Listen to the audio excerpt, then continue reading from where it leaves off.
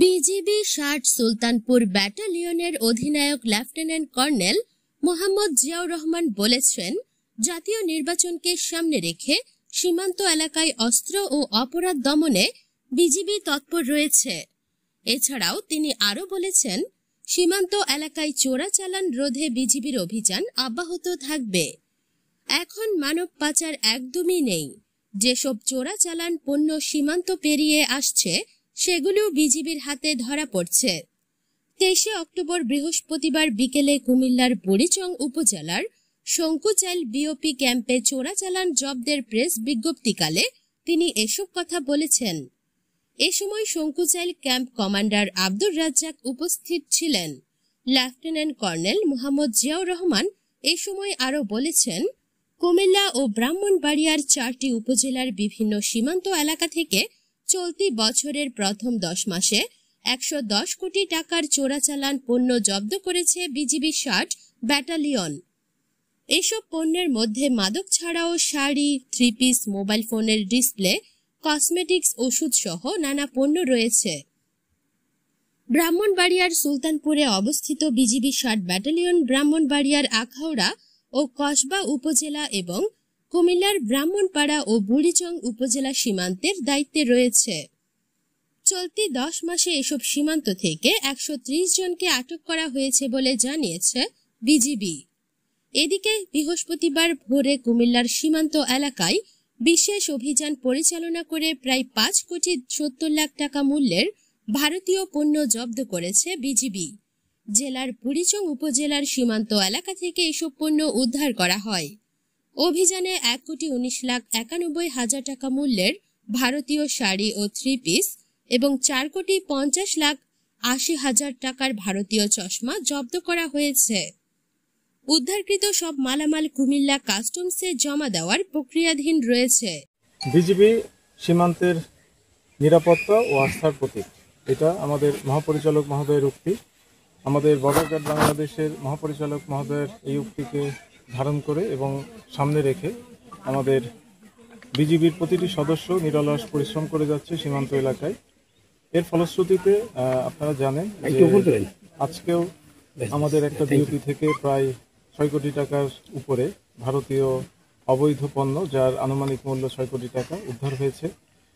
এবছর আমরা এ পর্যন্ত প্রায় ১১০ কোটি টাকার ভারতীয় অবৈধ পণ্য জব্দ করেছি এবং বিজিবি 24/7 নিরলসভাবে আন্তরিকতার সাথে এবং সর্বোচ্চ সচেষ্ট থেকে সীমান্ত এলাকায় দায়িত্ব পালন করে যাচ্ছে। এক বছরে যে মাল ধরা পড়ছে, মাদকের বা অবৈধ চোরাচালান বেড়েছে না আপনাদের জব্দ তালিকায় বেড়েছে? দুইটাই। আমাদের তুলনামূলক এখন মাদকদ্রব্য এবং অন্যান্য যে অবৈধ পণ্য সেগুলো আসা তুলনামূলক কমেছে আমাদের বিজিবির তৎপরতার কারণে। পাশাপাশি যেটাই আসছে সেটাই আমাদের জব্দ করতে আমরা সচেষ্ট থাকছি বলে আমাদের জব্দ তালিকা বৃদ্ধি পাচ্ছে। তো এ ব্যাপারে আরও সচেষ্ট থাকবো এবং ভবিষ্যতে এটা অব্যাহত থাকবে। যারা পেছনের নায়ক তাদেরকে ধরার ব্যাপারে কোনো উদ্যোগ আছে কিনা আপনার? অবশ্যই। আমরা জানি যে মালগুলো ধরা পড়ছে বা বহনকারী শুধু ক্ষেত্র বিশেষে কোথাও কোথাও ধরা পড়ছে, কিন্তু পেছনে যে নেপথ্যে নায়করা তারা ধরাছোঁয়ার বাইরে রয়ে যাচ্ছে।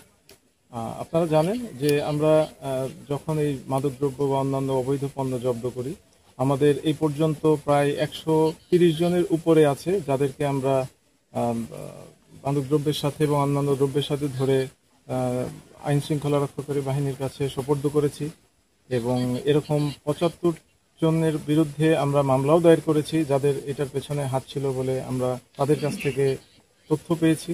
তো সুতরাং এটাও আমাদের তৎপরতা অব্যাহত আছে। অস্ত্র আমাদের কাছে যেরকম তথ্য, এরকম তথ্য পাই নাই যে অস্ত্র আসার তৎপরতা আমাদের এদিক দিয়ে চেষ্টা করা হয়েছে।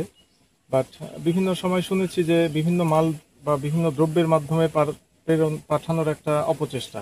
বাট আমরা এই যাবৎকালে প্রায় ১১০ কোটি টাকার যত মালামাল জব্দ করেছি কোনোটার ভেতরেই আমরা এ ধরনের কোনো কিছু পাই নাই। তো আশা করছি যে যেই তথ্যগুলো আমরা পেয়েছি আমাদের চেষ্টা থাকবে ভবিষ্যতে যদি এরকম কোনো কিছু পাই আপনাদেরকে জানাবো। ধন্যবাদ। জি, আর একটা প্রশ্ন, যে মানব পাচার হচ্ছে, এই বিষয়টা অনেক ইনফরমেশন আছে আমাদের কাছে। মানব পাচার হচ্ছে না, মানব পাচার একসময় ছিল, বাট এখন আর মানব পাচার হচ্ছে না। রিসেন্টলি আমরা 7 জনকে ধরেছি অন্য একটা ক্যাম্পের লোকেশন থেকে। তো তো বাট আমাদের মানব পাচার আর এখন এটা হওয়ার কোনো সুযোগই নাই।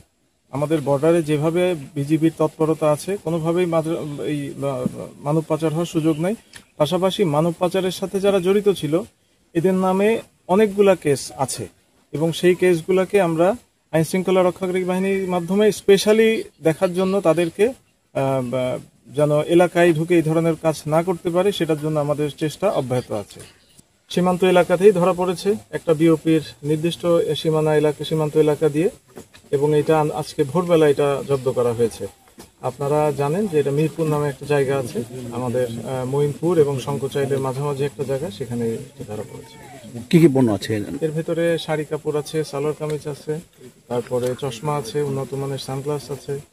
নির্দেশনা আমরা পাবো নির্বাচন রিলেটেড, যেটা এখনো পাই নাই আমরা, তবে পাওয়া গেলে তখন আমরা আমাদের যে অপারেশন, আমাদের যে রোলটা হবে সেটা তখন আমরা এক্সপ্লেন করতে পারবো।